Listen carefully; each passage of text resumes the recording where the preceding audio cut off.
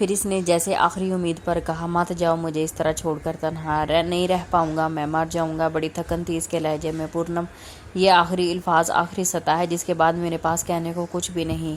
آپ اگر آج نہ مانی تو ہمیشہ کے لیے اس دنیا سے چلا جاؤں گا۔ اذلان کی باتوں میں نہ جانے ایسا کیا تھا کہ پورنم اپنے آپ کو موم کی طرح پگھلتا ہوا محسوس کر رہی تھی۔ وہ دل و جان سے اذلان کی ایک ایک بات پر آنکھ بند کر یقین کر رہی تھی۔ اذلان، پورنم نے کانپتی آواز کے ساتھ اذلان کو مخاطب کیا، میں کچھ کہنا چاہتی ہوں آپ سے۔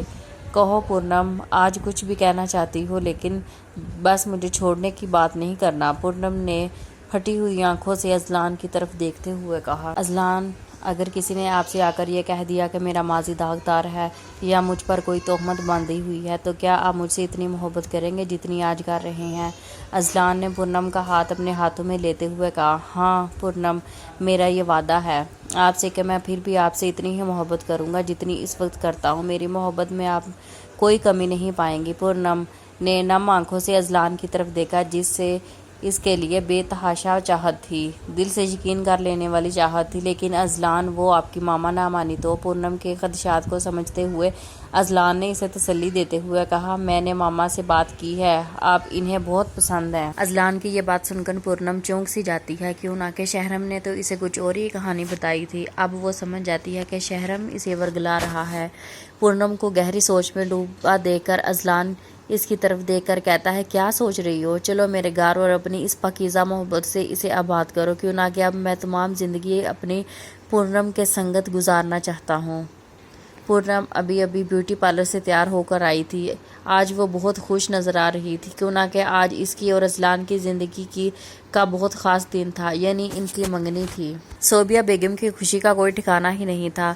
وہ تو پہلے دن سے ہی پورنم کو بہت پسند کرتی تھی اور اسے ہمیشہ سے اپنے پاس رکھنا چاہتی تھی، پر وہ اذلان کے جذبات سے لا علم تھی۔ لیکن جب اذلان نے انہیں اپنی پسند سے آگاہ کیا تو انہوں نے اپنے بیٹے کی پسند کو دل سے احترام کیا۔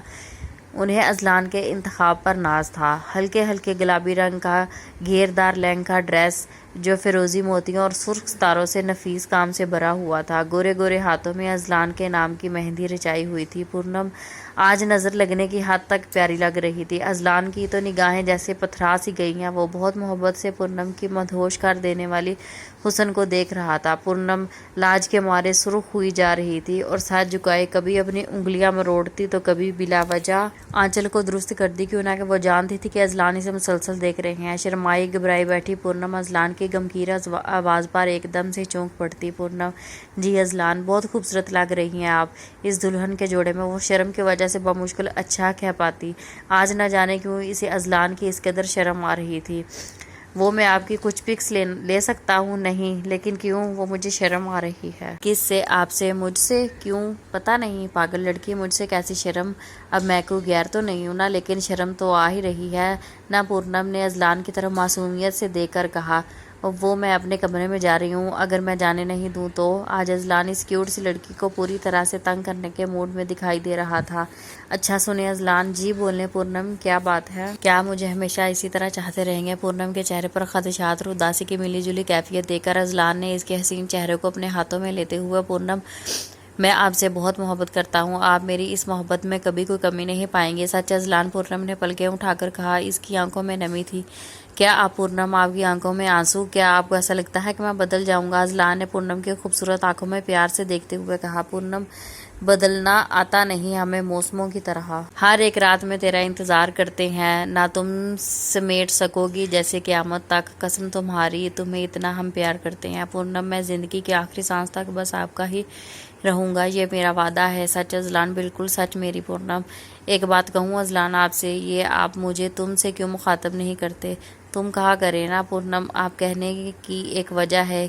کیسی وجہ؟ دراصل پورنم، میں آپ سے محبت ہی نہیں بلکہ آپ کی عزت بھی کرنا چاہتا ہوں، بس اس لیے۔ لیکن تم میں اپناپن؟ اذلان، ٹھیک ہے، اگر آپ چاہتی ہیں تو آج سے میں آپ کو تم کہہ کر مخاطب کروں گا۔ کچھ دن بعد پورنم، شہرم چیختا ہوا چلاتا ہوا پورنم کے کمرے میں آ پہنچا۔ اس نے لپک کر پورنم کو چوٹی سے پکڑ لیا۔ چھوڑو میرے بال۔ پورنم شدت تکلیف سے تڑپ رہی تھی، لیکن شہرم پر تو جیسے پاگل پن کا بھوت سوار تھا۔ بغیرت آوارہ طوائف زادی، اب تو بھی ہمیں شرفا کی عزت بننے کی خواب دیکھنے لگی ہو، میں پورا نہیں پڑتا، تجھے کیا کمی ہے مجھ میں؟ میں ذرا بزنس کے سلسلے میں کچھ دن کے لیے دبئی گیا ہے، تو نے مجھ سے بے وفائی ہی کر ڈالی۔ کیا بکواس کر رہے ہو شہرم؟ کیا تم پاگل ہو گئے ہو؟ چھوڑو میرے بال، ایسا کیا کیا ہے میں نے؟ بے شرم لڑکی، اتنی بولی بالی نہیں بن، جیسے تجھے کچھ معلوم ہی نہیں ہے، مکار بدچلن۔ پھر کیا یہ منگنی تیرے باپ کی ہوئی ہے؟ اس گھر میں منع کیا تھا نا میں نے تجھے اذلان کے قریب جانے سے، تو نے انکار کیوں نہیں کیا؟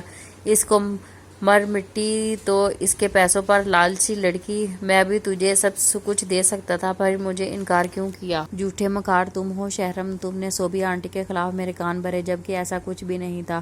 وہ تو مجھے بہت چاہتی ہیں، وہ بیچاری تو جٹ سے راضی ہو گئی، اور اذلان مجھ سے بے پناہ محبت کرتے ہیں، میں ان کو انکار نہیں کر سکی۔ اوہو، اذلان محبت کرتا ہے تجھ سے، اور میرا پیار کبھی تجھے دکھائی نہیں دیتا؟ ایسا کیا ہے اذلان میں جو اس کے گن گا رہی ہے؟ میں بھی جواں مرد ہوں، دنیا بھر کی دولت تیرے قدموں میں لا کر ڈھیر کر دوں گا۔ تیرے جیسی لڑکیاں تو دو پیسے کی بکتی ہیں، تو خرید لینا نا مجھے، میں بھی یہاں ہوں، اور تو بھی کیوں نہیں حاصل کر پا رہا؟ تو مجھے بول، کوئی جواب ہے تیرے پاس؟ چل سن شہرم، آج میں تجھے بتاتی ہوں کہ اذلان اور تجھ میں کیا فرق ہے۔ اذلان ایک مرد ہے اور تو ایک نمبر کا حرامی، وہ مجھ سے نکاح کرنا چاہتا ہے، اور تو مجھے اپنی راکھیل بنا کر بے آبرو کرنا چاہتا ہے۔ وہ مجھے بیوی بنا کر اس بے رحم دنیا سے چھپا کر عزت و احترام کی ایسی زندگی دینا چاہتا ہے جسے ہمارے معاشرے میں بہت اعلیٰ مقام حاصل ہے۔ میں تاحیات اذلان کی مشکور رہوں گی، کیوں نہ کہ وہ میرا کھویا ہوا مقام دینا چاہتا ہے، جو خانم جیسی بے رحم عورتیں اور تجھ جیسے دلال چھین لیتے ہیں، اور پھر ہم معصوم بے قصور لڑکیاں نہ ادھر کی رہتی ہیں نہ ادھر کی۔ اور سب سے زیادہ تکلیف اس بات کی ہے کہ خود ہمارے ماں باپ ہمیں دھتکار دیتے ہیں اس بے رحم معاشرے میں ٹھوکریں کھانے کے لیے۔ اب دفع ہو شہرم، تجھے جو مرضی کرنا ہے کر لے، مجھے بہت یقین ہے اپنے اللہ پر اور اذلان کی بے لوث چاہت پر۔ شاباش، تالیاں، بہت اچھی تقریر کی ہے تم نے آج پورنم، لیکن اب میں کچھ نہیں کروں گا، جو بھی کرے گی خانم کرے گی۔ پورنم، لانگ ڈرائیو پر چلیں، دیکھو موسم بھی کتنا زبردست ہو رہا ہے۔ نہیں اذلان، میں نہیں جا رہی۔ کیوں بھائی؟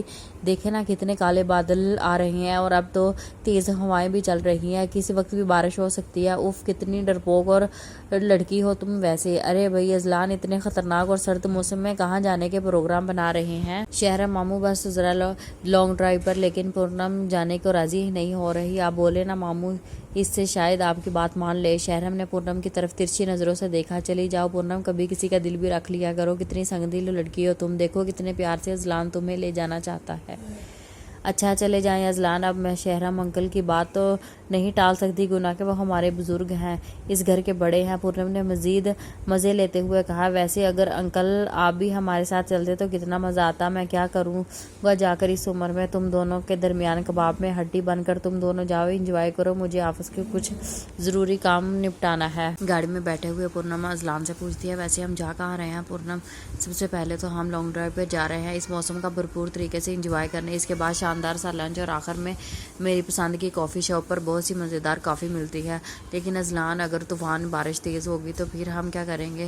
پورنم، تم بھی نا بچوں کی طرح باتیں کرتی ہو۔ ارے بھائی، بارش ہو بھی گئی تو بھی ہم اپنا پلان کی صورت کینسل نہیں کروں گا، سمجھی تم؟ لیکن اذلان، مجھے ڈر لگتا ہے تیز بارش سے۔ اف، بارش سے بھی کوئی ڈرتا ہے بھلا؟ اچھا خیر چھوڑو، یہ سانگ سنو، تمہارے لیے ہے، اس کا ایک لفظ میرے دل کی آواز سمجھ کر سننا پلیز۔ گانا ختم ہونے کے بعد اذلان نے محبت بھری نگاہوں سے پورنم کو دیکھا، آج جو اتنی زیادہ شرما رہی تھی کہ اذلان کی ہنسی ہی چھوٹ پڑی۔ کیسا لگا پورنم تمہیں یہ سانگ؟ جی کیا؟ ارے یہ سانگ اچھا تھا۔ پورنم کی نظریں اٹھ نہیں پا رہی تھی۔ کتنا اچھا؟ بہت اچھا۔ پورنم، اب مجھے بہت ہنسی آ رہی ہے، تم پلیز یہ شرمانا تو ختم کرو، حد سے پاگل لڑکی ہو۔ اذلان، دیکھے نا کتنا اندھیرا ہو گیا اور بادل بھی گرج رہے ہیں، ایسا معلوم ہوتا ہے کہ بس ابھی موسلادھار بارش ہونے والی ہے، پلیز اب گھر چلے، مجھے بہت ڈر لگتا ہے بادل کے گرجنے سے۔ ہاں پورنم، واقعی اندھیرا تو بہت زیادہ ہو گیا ہے، اور اب فی الحال ڈرائیو کرنا بہت مشکل نظر آ رہا ہے، اب کیا کرے؟ اذلان، پورنم کے چہرے پر پریشانی نمایاں تھی۔ تم اتنا گھبرا کیوں رہی ہو؟ میں گاڑی ایک طرف لگا دیتا ہوں، پھر جیسے ہی موسم میں کچھ بہتری آئے گی ہم نکل جائیں گے ادھر سے۔ اذلان، وہ دیکھے وہ جو پٹھان کے ہوٹل کے سامنے پیپل کا گنا درخت ہے نا، جہاں کرسیاں اور میزیں لگی ہوئی ہیں، ادھر لگا لیں آپ گاڑی، یہ جگہ زیادہ محفوظ ہے۔ ہاں پورنم، یہ جگہ بہت بہترین ہے، لیکن پورنم، آئی ایم سوری، پر سوری کیوں اذلان، میں تمہیں اپنی من پسند جگہ لنچ نہیں کروا سکا تو کیا ہوا اذلان، میں بالکل بھی ناراض نہیں ہوں آپ سے۔ ابھی پورنم اور اذلان باتیں ہی کر رہے تھے کہ ایک 12-13 سالہ بچہ جو اپنے کاندھے پر میلا گجیلا رومال لٹکائے ان دونوں سے مخاطب ہوا۔ صاحب کچھ لاؤں آپ دونوں کے لیے؟ اذلان کے کچھ کہنے سے پہلے ہی پورنم بول پڑے، چھوٹو کیا کیا مزے کا ہے تمہارے ہوٹل میں؟ پورنم کے پوچھنے پر چھوٹو نے فٹ سے اپنی رٹی رٹائی گردان شروع کر ڈالی، دال مسور، دال چنا، دال ماش۔ اچھا بس چھوٹو، پورنم نے بچے کو چپ کروایا۔ اس کے علاوہ اذلان کو ہنسی سے برا حال ہو رہا تھا۔ اذلان آپ کیوں اس قدر ہنس رہے ہیں؟ کچھ نہیں پورنم، بس اس بچے نے سبق بہت اچھا یاد کیا ہوا ہے۔ اذلان مفلسی اور بھوک اکثر ایسے بچوں کو سبق یاد کروا ہی دیتی ہے، بہت پیارا معصوم بچہ ہے یہ، حالات اور غربت کا ستایا ہوا ہے۔ اچھا خیر آپ بتائیں کھانے میں کیا لیں گے، یا میں اپنی پسند سے کچھ منگوا لوں؟ پورنم میری تو کچھ بھی سمجھ نہیں آ رہا، تم کچھ آرڈر کر دو۔ اچھا سنو چھوٹو، 3 لچھے دار پراٹھے اور 2 کپ دودھ پتی ملائی مار کے جلدی سے لے آؤ پلیز۔ اچھا باجی ابھی لاتا ہوں۔ پورنم اب یہ ملائی مار کے بھئی تم اسپیشل چائے بھی تو کہہ سکتی نا۔ پورنم تم بھی نا بہت سمپل لڑکی ہو، کوئی بناوٹ نہیں ہے تم میں، مجھے تمہارے ساتھ بہت اچھا لگ رہا ہے، لو یو سو مچ۔ پورنم سنو، اذلان نے اس کی خوبصورت آنکھوں میں جھانکتے ہوئے کہا، میں آج ماما سے تمہارے اپنے نکاح کی بات کروں گا، کیوں نہ کہ اب میں تم سے دور نہیں رہ سکتا۔ آج ٹھیک ہے۔ 4 دن بعد اذلان اور پورنم کا نکاح تھا۔ اذلان کی خوشی کا کوئی ٹھکانہ ہی نہیں تھا۔ اس نے جس لڑکی کو دل و جان سے چاہا تھا اب وہ ہمیشہ کے لیے اس کی ہونے والی تھی۔ اس کے جینے کی وجہ یہ لڑکی جسے وہ 24 گھنٹے اپنی نظروں کے سامنے رکھنا چاہتا تھا، بس اب صرف 4 دن کی دوری تھی، لیکن یہ 4 دن اس پر 4 صدیوں کے برابر تھے۔ نہ جانے ایسی کیا کشش تھی اس لڑکی میں کہ اذلان کو اس کے بغیر اب ایک پل بھی جینا ناممکن سا لگ رہا تھا۔ وہ تو پورنم سے آج ہی نکاح کر لینا چاہتا تھا، لیکن وہ ایک بہت ضروری بزنس میٹنگ کے سلسلے میں شارجہ جانا چاہتا تھا۔ ادھر پورنم کو بہت سے اندیشوں نے گھیر رکھا تھا۔ وہ جانتی تھی کہ شہرام بہت بڑی گڑبڑ کرنے والا ہے، اس لیے آج اتنی بڑی خوشی کی خبر سن کر بھی وہ اداس تھی۔ جب وہ پریشان یا غمگین ہوتی تو سوئمنگ پول کے کنارے آ کر بیٹھ جایا کرتی تھی۔ پول کے پیالے میں بھرا چمکدار نیلے رنگ کا پانی اسے بہت بھلا معلوم ہوتا تھا۔ آج بھی وہ 2 گھنٹے پول کے کنارے بیٹھی رہی تھی، اسے وقت گزرنے کا اندازہ ہی نہیں تھا وہ کتنی دیر تک ادھر بیٹھی رہی۔ اس نے آج کھانا بھی نہیں کھایا تھا، جبکہ گھر میں آج کھانے کا کافی اہتمام تھا۔ وہ بہت کرب سے گزر رہی تھی، کتنی شدت سے چاہا تھا اس نے اذلان احمد کو، پر آج ایسا لگ رہا تھا کہ وہ ہمیشہ کے لیے اسے کھو دے گی۔ تم اتنی رات کو یہاں کیا کر رہی ہو؟ کتنی ٹھنڈ ہے، اگر بیمار پڑ گئی تو؟ اذلان کی یوں اچانک آواز سن کر پورنم ٹھٹک سی جاتی۔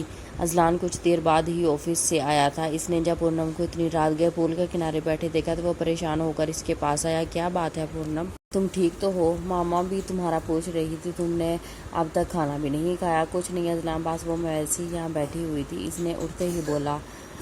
آف وائٹ ڈریس میں پر سیاہ چادر اڑی ہوئی تھی یہ معصوم سے چہرے والی لڑکی، جس کے لمبے لمبے خوبصورت بال اس کی کمر کو چھو رہے تھے۔ چاند کی روشنی میں بھی اس کا یہ حسن بہت دل فریب لگ رہا تھا۔ وہ سردی سے کانپ رہی تھی۔ اذلان نے اپنی جیکٹ اس کے کاندھوں پر پھیلاتے ہوئے اس کی مدہوش کر دینے والی نگاہوں میں جھانک کر کہا، سنو جانا، اب تم میری امانت ہو اور تم میری جان میں بستی ہو، اس لیے تمہیں نہ چاہتے ہوئے بھی اپنا بہت خیال رکھنا ہوگا۔ اگر تمہیں کچھ ہو گیا تو میں خود بخود ہی ختم ہو جاؤں گا، یاد رکھنا تم میری یہ بات۔ مر جائے گا تمہارا یہ اذلان۔ نہیں اذلان پلیز ایسا مت بولیں، اس پوری دنیا میں میرا آپ کے سوا اب ہے ہی کون؟ پورنم کی آنکھوں میں آنسو تھے۔ اذلان میں آپ کو کسی قیمت بھی نہیں کھونا چاہتی، آپ میرے جینے کی وجہ ہیں، بہت چاہتی ہوں آپ کو، لیکن بس۔ وہ بولتے بولتے خاموش ہو گئی۔ بس کیا پورنم، ایسا کیا دکھ ہے جو اندر ہی اندر تمہیں دیمک کی طرح چاٹ رہا ہے؟ مجھے بتاؤ، میں تمہاری زندگی سے ہر دکھ تکلیف اکھاڑ پھینکوں گا۔ کچھ نہیں اذلان، کچھ بھی تو نہیں، پورنم نے بات کو ٹالتے ہوئے کہا۔ آپ اندر چلے، مجھے بہت بھوک لگ رہی ہے، اور مجھے بھی پورنم، کیوں نہ کہ میں نے ابھی تک کھانا نہیں کھایا۔ کیا آپ نے ابھی تک کھانا نہیں کھایا؟ کیسے کھا لیتا تمہارے بنا؟ چلو ہم دونوں ایک ساتھ کھانا کھائیں، اور کھانا کھانے کے بعد تمہارے ان پیارے سے ہاتھوں کی الائچی والی چائے پیتی ہیں۔ کھانے کے بعد پورنم اذلان کے الائچی والی چائے بنانے کچن میں جا پہنچی۔ چائے بنانے میں مصروف تھی، لیکن ایک دم سے شہرام جیسے ٹھرکی سے ٹھیائے ہوئے بڈھے کی آواز پر اچھل پڑی۔ شہرام اس کے انتہائی قریب آ کر نہایت ہی گھٹیا گانا گنگنانے لگا۔ یہ گرم چائے کی پیالی اور اس کو پلانے والی ہوں، چاہے گوری ہو یا کالی ہو، جوتے بھی لگانے والی ہو۔ باقی کی لائن پورنم نے بڑی حاضر جوابی سے مکمل کی۔ اب اس کی ہنسی نہیں روکی جا رہی تھی۔ اسے بڈھے کو کرارا جواب دے کر وہ اپنی تنزیل پر پورنم کو ہنستا دیکھ کر شہرم نے تن بدن میں آگ لگ گئی۔ وہ بھڑک اٹھا۔ کیا پوچھتی ہو دو کوڑی کی لڑکی، اوقات ہی کیا ہے تیری؟ غربت، فقیری، گندگی میں پلنے والی معمولی سی لڑکی آج محلوں کی رانی بننے کے خواب دیکھ رہی ہے۔ بے شرم آوارہ، ابھی کچھ دیر پہلے ہی اذلان سے تیرے بہت ہنسی مذاق چل رہے تھے، مجھے دیکھ کر شعلے اگلنے لگے۔ بغیرت، بدچلن، ابے او پاگل بڈھے، غریبی کوئی عیب نہیں ہے۔ اذلان نے مجھے خود اپنا ہمسفر چنا ہے، میں نہیں اس کے پاس گئی تھی۔ اب ہٹ میرے راستے سے، اذلان کو چائے دینے جانا ہے۔ غرق ہو پورنم کی اس بات پر شہرم دھاڑا۔ پورنم کو جاتے ہوئے میری ایک بات سنتے جاؤ، یہ جو تو بہت اڑی پھر رہی ہے نا آج کل اس گھر میں، لیکن اب وہ دن دور نہیں جب یہ گھر روشنیوں سے جگمگا رہا ہوگا، ڈھولک کی تھاپ پر شادی کے گیت گائے جا رہے ہوں گے، تو اپنے ہاتھوں میں اذلان کے نام کی مہندی رچائے، آنکھوں میں حسین رنگ برنگے سپنے سجائے، پھولوں کو اسٹیج پر پہنچنے کے لیے بے چین ہوگی۔ افسوس، جب تیری اصلیت اذلان اور آپا کے سامنے آ جائے گی تو یہ لوگ تیرے منہ پر تھوک کر تجھے اس گھر سے نکال دیں گے۔ ہائے کتنا مزہ آئے گا مجھے یہ فلمی سین دیکھ کر۔ بس اب کچھ ہی دن کی چاندنی ہے تیری اس گھر میں، پھر وہی خانم کا کوٹھا اور ہر رات نیا خریدار۔ بس کر جا بے شرم، اللہ کے قہر سے ڈر۔ آج شہرم کی باتوں کو سن کر اس کی روح تک کانپ گئی تھی، وہ چیخ رہی تھی، چلا رہی تھی۔ پورنم کی چیخوں پکار پر اذلان پریشان ہو کر کچن کی طرف آ پہنچا۔ کیا ہوا پورنم، تم اس قدر کیوں رو رہی ہو؟ اذلان نے فکر مندی سے ہوتے ہوئے پوچھا۔ اذلان کو دیکھ کر شہرم کی ہوائیاں اڑ گئی، اس کی سمجھ میں نہیں آ رہا تھا کہ اب وہ کیا کر رہی ہیں۔ کیا ہوا پورنم؟ اذلان بار بار ڈری سہمی سی روتی بلکتی ہوئی پورنم سے پوچھ رہا تھا۔ اذلان کو دیکھ کر پورنم تڑپ کر اس کے سینے سے جا لگی، اس نے اپنے ہاتھوں کی مدد سے اذلان کی کمر کو مضبوطی سے بھینچ رکھا تھا۔ وہ آج پہلی بار اذلان کے اتنی قریب ہوئی تھی، جس پر اذلان خود بھی بہت حیران تھا۔ وہ رو رہی تھی، سسک رہی تھی، تڑپ رہی تھی، مگر کچھ بول نہیں پا رہی تھی۔ اذلان نے شہرم کو مخاطب کرتے ہوئے کہا، شہرم ماموں سے یہ اتنا کیوں رو رہی ہے؟ شہرم جیسے شاطر شخص نے مکاری دکھاتے ہوئے فوراً بات بتائی، میں بھی اس کو چیخوں پکار پر ادھر آیا ہوں تو معلوم ہوا کہ بیچاری ایک معمولی سی چھپکلی سے ڈر گئی ہے، میں نے ہی تو آ کر اس چھپکلی کو پورنم کے دوپٹے سے ہٹایا۔ اذلان نے سہمی ہوئی پورنم کے سر پر پیار سے ہاتھ پھیرتے ہوئے کہا، ارے پورنم تم بھی حد کرتی ہو، میں بہت ڈر گیا تھا تمہیں اس طرح روتا دیکھ کر، تم اتنی بہادر ہو کہ ایک معمولی چھپکلی سے ڈر گئی ہو۔ پورنم بھی اذلان کی باہوں میں اپنا منہ چھپائے اسے لپٹی کھڑی تھی، اس کے آنسو سے اذلان کی شرٹ تر ہو گئی تھی۔ پورنم کو اذلان کے اتنی قریب دیکھ کر شہرم کے کلیجے میں جیسے چھریاں چل رہی تھی۔ اس نے پورنم کو اذلان کے سینے سے الگ کرتے ہوئے کہا، پورنم یہ شریفوں کا گھر ہے اور تم، حد ہے ویسے، ابھی تمہارا نکاح نہیں ہوا اذلان سے، اگر آپا نے تمہیں اس طرح اذلان کی باہوں میں جھولتا دیکھ لیا تو وہ کیا سوچیں گی تمہارے بارے میں؟ چلو شاباش، اب تم اپنے کمرے میں۔ وہ اپنے ہاتھوں میں لگی سہاگ کی مہندی کو بہت حیرت سے دیکھ رہی تھی۔ مہندی کو اتنا گاڑھا رنگ پہلے تو کبھی اس کی ہتھیلیوں پر نہیں چڑھا تھا جتنا کہ آج اس کے گورے ہاتھ لال سرخ ہو رہے تھے، اور سب سے بڑھ کر مہندی سے لکھا ہوا تھا اذلان احمد کا نام۔ اس کے ہاتھوں کی خوبصورتی میں چار چاند لگا رہا تھا۔ اپنے ہمسفر کا نام ہتھیلیوں پر لکھا بار بار دیکھ رہی اور شرما رہی تھی۔ ارے واہ پونم، تمہارے ہاتھ تو بہت خوبصورت لگ رہے ہیں، ماشاءاللہ کتنا تیز رنگ آیا ہے مہندی کا۔ صوبیہ بیگم کی آواز پر وہ چونک کر ان کی طرف دیکھتی ہے۔ پورنم تم جانتی ہو اس کا کیا مطلب ہے؟ نہیں آنٹی میں نہیں جانتی، کیا مطلب ہے اس کا؟ صوبیہ بیگم اسے اپنے گلے سے لگاتے ہوئے کہتی، میری گڑیا اس کا مطلب ہے اذلان تم سے بے تحاشا محبت کرتا ہے۔ یہ سنتے ہی وہ حیا سے سمٹ کر اپنا سر جھکا لیتی ہے، اور اس میں کچھ شک بھی نہیں تھا کہ اذلان پورنم کو دل و جان سے چاہتا تھا، دیوانہ تھا وہ اس کا۔ پورنم اذلان کو بہت مس کر رہی تھی، ایک عجیب سی تڑپ تھی اس کے سینے میں آج اذلان کو دیکھتے ہوئے اس سے بات کرنے کی، کیوں نہ کہ وہ چاہتی تھی کہ اتنے خاص دنوں اس کے قریب ہو، اس کے پاس ہوتا۔ یہ محبت بھی کتنی ظالم چیز ہے نا، ایک پل میں محبوب کی نظروں سے دور کرنے کو دل نہیں کرتا۔ دراصل اذلان ایک ضروری بزنس میٹنگ کے سلسلے میں شارجہ گیا ہوا تھا، اس کی واپسی کل تھی اور کل ہی عشاء کے بعد نکاح تھا۔ پورنم کی سوچوں میں گم دیکھ کر صوبیہ بیگم اس پر شفقت سے ہاتھ رکھتے ہوئے پوچھتی، کیا بات ہے، کیا سوچ رہی ہو؟ کچھ نہیں آنٹی، اذلان کی یاد آ رہی ہے نا تمہیں؟ نہیں تو آنٹی مجھے معلوم ہے پورنم تم اذلان کو بہت مس کر رہی ہو، آ جائے گا وہ کل تمہارے پاس ہمیشہ کے لیے۔ اچھا یہ دیکھو تمہارے نکاح کا جوڑا، تمہیں معلوم ہے پورنم یہ جوڑا خاص اذلان کی پسند کا ہے، شارجہ جانے سے پہلے وہ اس جوڑے کا آرڈر دے کر گیا تھا، کھول کر دیکھو ابھی ابھی تیار ہو کر آیا ہے۔ پورنم اپنے نکاح کا جوڑا دیکھ کر دنگ سی رہ گئی، فل گولڈن غرارہ ریڈ شرٹ کے ساتھ گولڈن کامدانی دوپٹہ اس کے منہ سے بے ساختہ نکلتا، اتنا خوبصورت اتنا بھاری جوڑا مجھ سے تو چلا بھی نہیں جائے گا، میں تو گر ہی جاؤں گی۔ وہ حیرت سے خوشی سے اذلان کو دیکھ رہی تھی، بہت کمال کی پسند ہے اذلان کی، اس نے دل ہی دل میں داد دی، ایسا لگ رہا تھا کہ جیسے کسی پری کا جوڑا پرستان سے آیا ہو۔ آج وہ اپنے نصیب پر عشق کر رہی تھی۔ شہرم آج بھی اپنی چھیڑ چھاڑ سے بالکل باز نہیں آیا تھا۔ وہ پورنم پر لائن مارنے کی ایک اور ناکام کوشش کرتا۔ پورنم ڈارلنگ، پورنم بیبی، میری شونا، آئس کریم کھانے چلیں، تمہاری من پسند چاکلیٹ۔ وہ شہرم کو دیکھ کر دل ہی دل میں سوچتی، اف اللہ جی، اس منحوس مارے سے مجھے بچا لے۔ وہ پورنم کے بالکل برابر میں آ کر چپک کر بیٹھ جاتا اور حسرت بھری نگاہوں سے اسے دیکھ کر گہری سانسیں بھرتا۔ پورنم اس تر سے ہوئے کتے کو، کمینے کو، فل چھچورے پن کو دیکھ کر ذرا دور کھسکنے کی کوشش کرتی۔ ظالم، یہ دوری کیوں؟ وہ اس کے قریب آ کر پوچھتا۔ پورنم دوپٹہ منہ پر رکھتے ہوئے کہتی، کیونکہ تمہارے منہ سے نہایت ہی سڑی بدبو آ رہی ہے اور مجھے کسی بھی وقت الٹی آ سکتی ہے۔ ہائے میری جان، اتنا ستم، اتنی دوری! میں تو ابھی چارلی کی پوری شیشی انڈیل کر آیا ہوں سونیو۔ پورنم اتنی انتہائی للچائی نگاہوں سے دیکھتے ہوئے گنگناتا رہا، خدا کے لیے بند کرو اپنا یہ پھٹا بانس۔ پورنم چیخ اٹھی، یہ تم کس طرح کے گندے گندے گانے گا رہے ہو؟ شرم نہیں آئی تمہیں؟ شہرم گھٹیا قہقہ لگاتا ہوا، تم سے کیسی شرم میری دلبر جانی؟ اور پورنم، تم مجھے بری طرح اگنور مار رہی ہو، سب سمجھ رہا ہوں۔ تم یہ مت بولو کہ تمہیں خانم کے کوٹھے سے رہائی میری وجہ سے ملی ہے۔ شہرم احسان جتاتے ہوئے کہتا، میں نے تمہیں فرش سے اٹھا کر عرش پر بٹھایا، اوقات ہی کیا تھی تمہاری؟ شہرم، میں آج تم سے اس موضوع پر بالکل بھی بحث نہیں کرنا چاہتی، مت لگاؤ میری خوشیوں میں آگ، پلیز مجھے جینے دو اذلان کے ساتھ یہ خوشی بھری زندگی۔ میں نے آخر کیا بگاڑا ہے تمہارا؟ اب وہ بے بسی کے عالم میں اپنے ہاتھ اس بے حس کے سامنے جوڑ رہی تھی۔ پورنم اپنے سامنے اس قدر یوں گڑ گڑاتا دیکھ کر اسے آج بہت دائمی تسکین محسوس ہو رہی تھی۔ وہ اس کے ہاتھ تھام کر کہتا، ارے واہ موٹی، مہندی تو بہت اچھی لگا رہی ہے تمہارے ہاتھوں میں، لیکن یہ کیا تمہارے ہاتھوں پر اذلان کا نام کر دی تو نہ تو نے مجھ سے بے وفائی؟ وہ چلا اٹھتا، سالی اب نہیں بچے گی تو کسی صورت میرا نام نہیں لکھوا سکتی تھی؟ اذلان سے تو اچھا ہی ہوں میرا نام۔ شہرم پر پاگل پن کی کیفیت طاری تھی۔ وہ پورنم کے بال اپنی مٹھی میں دبوچ کر کہتا، سالی بہت مہنگا پڑے گا تجھے، بہت مہنگا۔ یہ کہتے ہوئے وہاں سے اٹھ جاتا۔ پورنم اپنی نئی زندگی کا آغاز سچائی کی بنیاد پر کرنا چاہتی تھی۔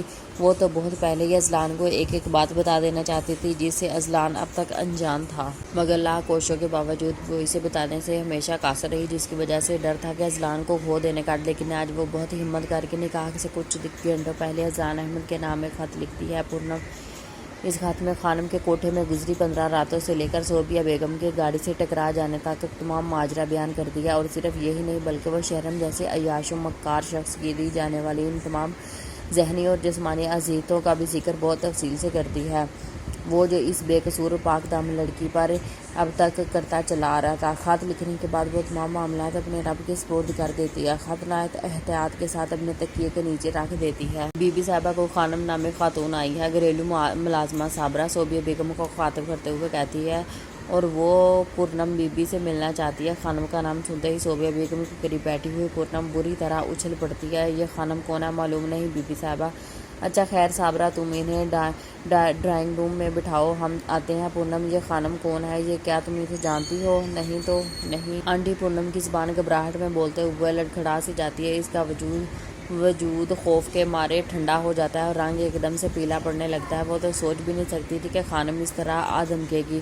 اس دوران کمرے میں شہرم داخل ہوتا ہے، صوبیہ بیگم سے مخاطب ہوتے ہوئے پوچھتا ہے، آپا جی ڈرائنگ روم میں کون خاتون بیٹھی ہے؟ میں نے تو انہیں پہلے کبھی نہیں دیکھا۔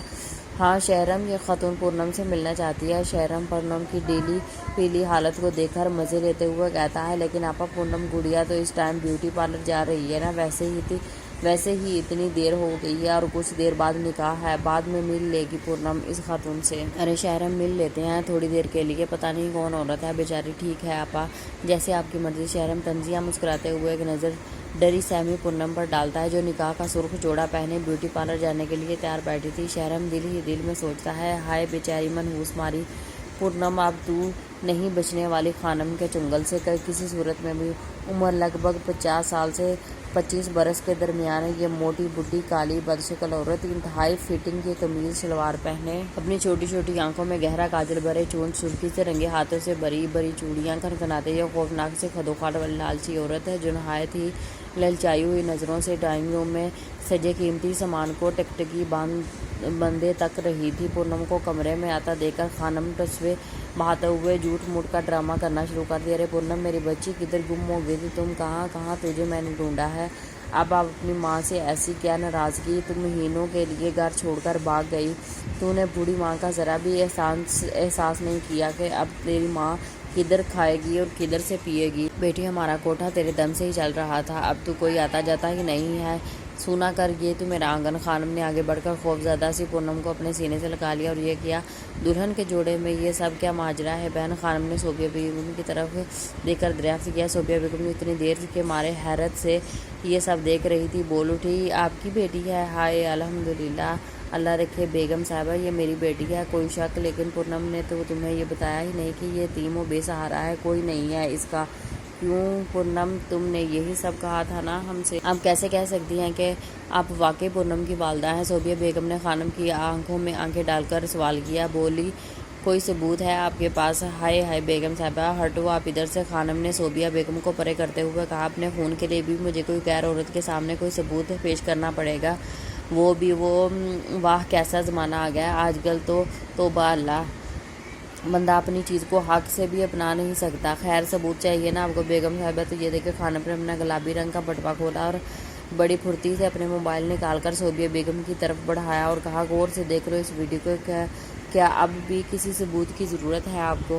ویڈیو دیکھ کر صوفیہ بیگم کو اپنے پیروں تلے زمین کھسکتی ہوئی محسوس ہوئی۔ وہ بڑی مشکل سے صوفے کا سہارا لے کر خود کو سنبھالتی، بھڑکیلے لباس میں ملبوس، کانوں میں بالی، ہونٹوں پہ لالی، پیروں میں چھن چھن کرتے گھنگرو باندھے یہ لڑکی کوئی اور نہیں بلکہ پونم ہی تھی، جو رقص و سرور کی محفل سجائے بیٹھی تھی۔ صوفیہ بیگم کو یوں ہکا بکا دیکھ کر یہ چنڈال عورت جاندار کہکا بلند کرتے ہوئے بولی، بیگم صاحبہ، یہ آپ کے دیدے کی پھٹے کے پھٹے رہ گئے ہیں، اب آیا میری بات پر یقین یا کچھ اور بھی ثبوت پیش کروں آپ کی خدمت میں؟ خانم کی اس بڑھتی ڈٹھائی کو دیکھ کر صوفیہ بیگم گرج اٹھتی، یہ سب کیا ہے پونم؟ اس ویڈیو میں تم ہو، بتاؤ مجھے سب سچ سچ، دیکھو جھوٹ کا سارا مت رہنا، بولو تم چپ کیوں ہو؟ لیکن پونم تو مستقل سکتے کی کیفیت سے دو چار تھی۔ پونم جواب دو، دیکھو تمہاری خاموشی مجھے وہ سب سوچنے پر مجبور کر رہی ہے جو میں سوچنا نہیں چاہتی۔ اب وہ بے جان سی کھڑی پونم کو بری طرح جھنجھوڑ رہی تھی، کچھ تو بولو، خاموش کیوں ہو تم؟ اتنا بڑا فریب، کیا مطلب سمجھوں میں تمہاری اس خاموشی کا؟ میں سوچ بھی نہیں سکتی تھی کہ یہ بھولی بھالی سی لڑکی کہہ دو پونم کہ یہ سب جھوٹ ہے۔ صوفیہ بیگم پریشانی اور بوکھلاہٹ کے عالم میں کبھی خانم کو دیکھتی تو کبھی بت بنی کھڑی ہوئی پونم کو۔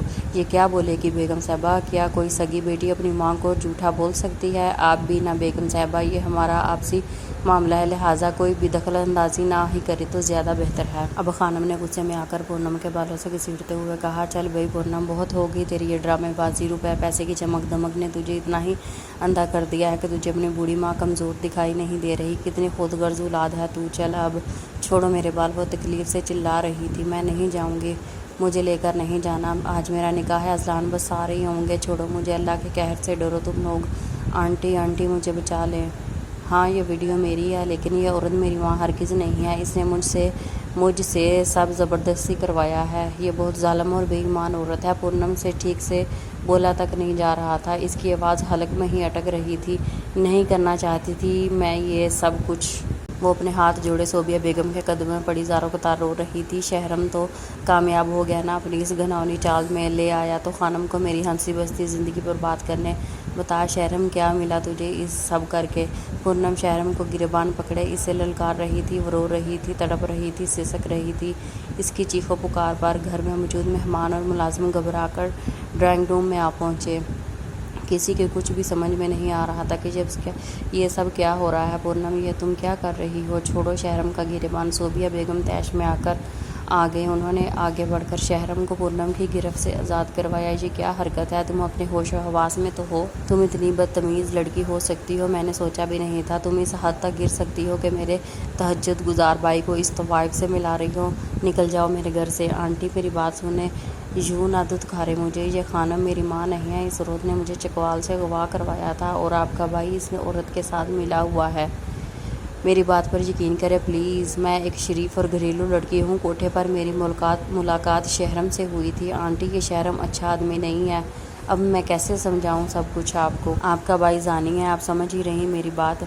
اس رات خانم کے کوٹھے پر یہ میرا پہلا خریدار بن کر آیا، لیکن جب میں نے اس حیوان کو بات نہیں مانی تو بس پونم اب ایک اور لفظ نہیں، بہت ہو گیا، تم یہ شان و شوکت، مال و دولت، عیش و آرام پانے کے لیے اس حد تک گر سکتی ہو؟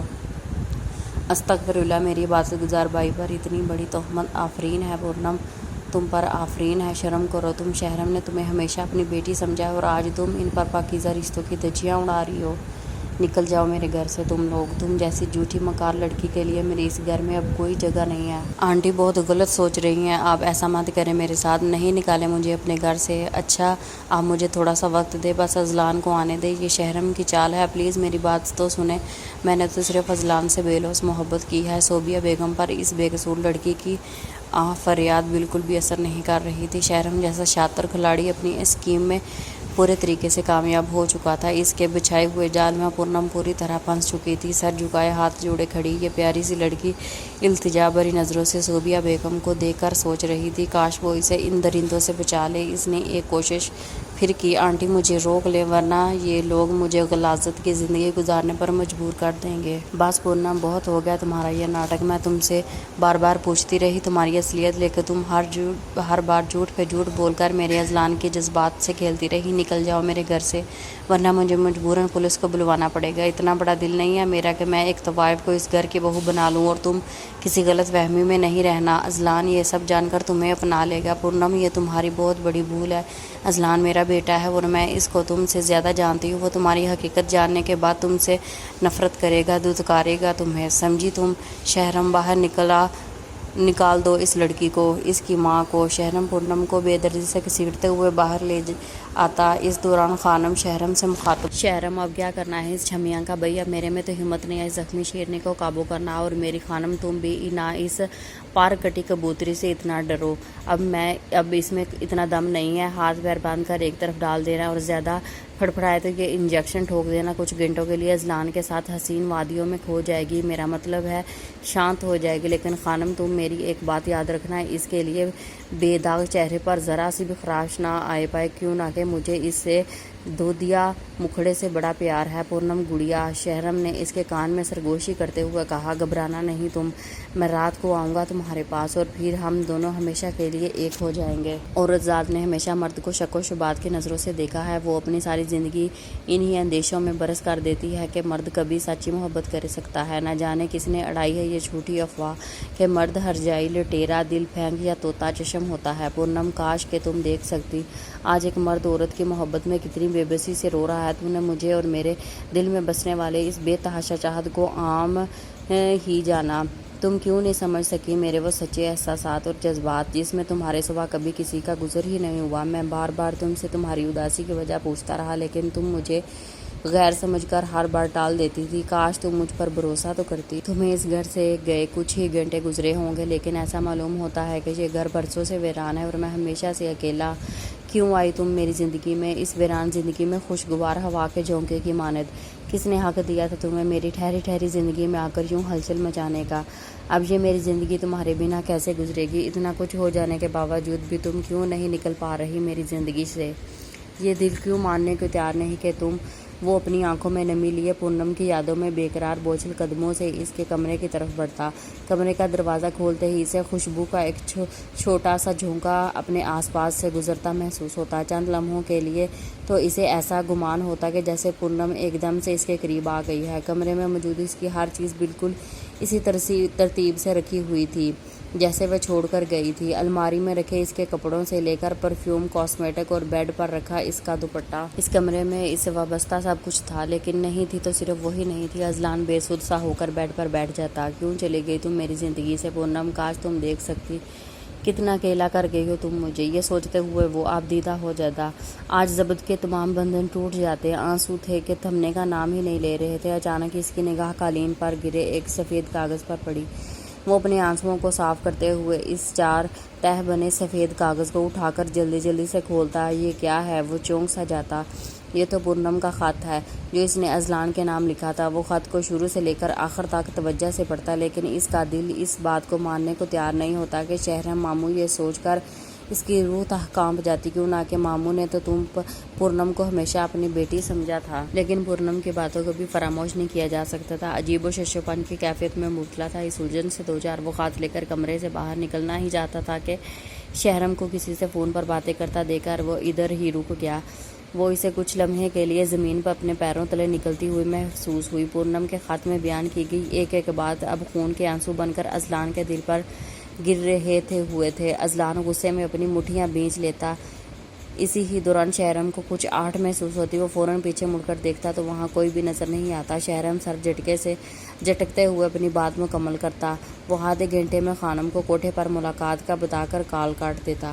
اذلان دیوار کے آؤٹ لیے شہرام کی ساری پلاننگ سن کر بنا دیر کیے بھاگتا ہوا صوبیہ بیگم کے کمرے میں پہنچ کر ان سے مخاطب ہوا۔ ماما اٹھے، جلدی چلیں، کہیں جانا ہے؟ میں فوراً مزید دیر نہیں کر سکتے۔ لیکن اذلان اس وقت اتنی عجلت میں کہاں جانا ہے؟ کیوں؟ کچھ بتاؤ نا۔ ارے بھائی کہاں جانے کی بات ہو رہی ہے آپا، وہ بھی اس وقت گھر میں اتنا سب کچھ ہونے کے بعد۔ اذلان بیٹا تم ٹھیک ہو؟ شہرام نے اچانک کمرے میں داخل ہوتے ہوئے صوبیہ بیگم کی بات میں مداخلت کی اور فکر مند ماموں جی کو بھرپور کریکٹر پلے کرتے ہوئے نہایت معصومیت سے اذلان سے مخاطب ہوتے ہوئے پوچھا۔ اذلان نے اپنے غصے پر کنٹرول کیا اور مٹھیاں بھینچتے ہوئے کہا، بس ایک بہت بڑے پروجیکٹ کے لیے ماما کو کلائنٹ سے ملوانا ہے، یہ موقع بار بار نہیں ملے گا۔ جو کچھ میرے ساتھ ہوا اس کے سوگ میں اپنی پوری زندگی برباد نہیں کر سکتا۔ اذلان نے سرد لہجے میں سب کہا تو شہرام بہت حیران ہوا اور دل ہی دل میں بہت خوش بھی تھا اور فاتحانہ مسکراہٹ چہرے پر سجائے پورنم کا سوچ رہا تھا کہ جس اذلان پر اسے اتنا یقین تھا، جس کی محبت وہ اتنا دم بھرتی تھی، کیسے وہ ایک ہی دن میں بھول گیا؟ یہی حقیقت ہے۔ شہرام اپنی کالی گھنی مونچھوں کو تاؤ دیتے ہوئے طنزیہ مسکراتے ہوئے بڑبڑایا تو اذلان نے بھی اسے بنتے ہوئے شہرام سے پوچھا، ویسے ماموں خیریت؟ رات کی اس وقت گھر میں اتنا کچھ ہو جانے کے بعد اتنا سج دھج کے اتنی خوشبو لگائے آپ کہیں جا رہے ہیں؟ اذلان نے کہا۔ چبھتی نظروں سے شہرام کے سر سے پیر تک جائزہ لیا، جو گولڈن رنگ کی شیروانی میں گلے میں سونے کی چین لٹکائے تیز چبھتی خوشبو میں ڈوبا ہوا کسی بانکے سے جیلے جوان کی طرح اس کے سامنے کھڑا تھا۔ اذلان کے سوال پر شہرام تلملا گیا۔ وہ نظریں چراتے ہوئے گویا ہوا، ہاں بس کچھ ضروری کام ہے، ایک پرانے دوست سے ملنا ہے مجھے، جانا نہیں چاہتا تھا آج پر وہ دوبارہ موقع نہیں ملے گا شاید، اس لیے جانا ضروری ہے۔ اچھا آپا میں چلتا ہوں، دیر ہو رہی ہے۔ یہ کہتے ہوئے شہرام عجلت میں وہاں سے نکل گیا۔ جب کہ صوبیہ بیگم اپنی بات میں منہ میں ہی دبائے چپ ہو گئی تو اذلان نے انہیں صوفے سے پکڑ کر خود کھڑا کیا اور کہا، پلیز ماما چلیں۔ کانوں میں بلوٹوتھ ڈیوائس لگائے اذلان مسلسل پولیس کے ساتھ رابطے میں تھا، جبکہ صوبیہ بیگم پریشانی کی کیفیت میں بار بار اذلان سے ایک ہی سوال کرتی، اذلان بیٹا کچھ بتاؤ گے بھی اب مجھے؟ یہ کلائنٹ سے ملنے جا رہے ہیں ہم یا کہیں ریڈ کرنے؟ کیا ہو رہا ہے یہ سب؟ لیکن اذلان کی طرف سے کوئی جواب نہ ملنے پر وہ اپنا سر پکڑ کر بیٹھ جاتی۔ اس بات سے بالکل انجان کے ایک محدود اور مناسب فاصلہ برقرار رکھتے ہوئے اذلان شہرام کی گاڑی کا مسلسل پیچھا کر رہا تھا۔ بہت بڑی حویلی کے سامنے شہرام نے اپنی کار روک دی۔ کار سے نکل کر دروازے پر دستک دی تو خانم اپنے گارڈ کے ساتھ خود نمودار ہوئی اور شہرام کو لے کر اندر چلی گئی۔ لاؤنج میں آتے ہی شہرام نے شیروانی سے نوٹوں کی گڈی نکال کر خانم کی طرف اچھال دی تو خانم نے پاگلوں کی طرح نوٹوں کی گڈی ہتھیائی اور اوپر ایک کمرے کی طرف اشارہ کرتے ہوئے کہا، شہرام کیا نہیں وہاں ہے تمہاری پورنم؟ خانم نے ہنسی دبائی تو شہرام نے ترچھی نظروں سے دیکھتے ہوئے پوچھا، انجیکشن دے دیا تھا نا؟ ہاں دے دیا تھا انجیکشن، لیکن کیا خانم؟ شہرام تلملایا، ارے کچھ نہیں، بس وہ اچھل رہی تھی نا منحوس تو آدھے انجیکشن ضائع ہو گیا، بہت مشکل سے دیا ہے وہ بھی، یہ کٹے جیسا میرا آدمی ساتھ نہ ہوتا تو شہرام بھڑک اٹھا، کیا مطلب اس نے چھوا میری پورنم کو؟ ہاں نا تو وہ کون دیتا؟ خانم پان چباتے ہوئے بولی، ارے فکر نہیں کرو شہرام، بس انجیکشن ہی دیا ہے اس نے اور کچھ نہیں کیا، یہ کمبخت تو سارے کا سارا میرا ہے۔ خانم اس گارڈ کی باڈی ٹچ کرتے ہوئے اچانک سے اسے پنچ کرتی، آؤ میڈم جی۔ وہ ایک دم پیچھے ہٹتا، تم خانم اپنے مخصوص دبے انداز میں ہنستے ہوئے کہتی، دیکھا شہرام بچہ ہے یہ، بالکل بچہ ہے، اسے نہیں پتا یہ سب کچھ کیوں رے، بس کرو خانم یہ اوچھی حرکتیں، کچھ اپنی عمر کا ہی لحاظ کرو۔ یہ کہتے ہوئے شہرام سیڑھیاں چڑھتے ہوئے پورنم کے کمرے کی طرف روانہ ہو جاتا۔ السلام علیکم مائی ڈیئر بیوٹیفل فرینڈس، اگر آپ اس ناول کا نیکسٹ پارٹ دیکھنا چاہتے ہیں تو مجھے کمنٹس میں بتائیں اور میرے چینل کو ضرور سبسکرائب کریں۔ Thank you.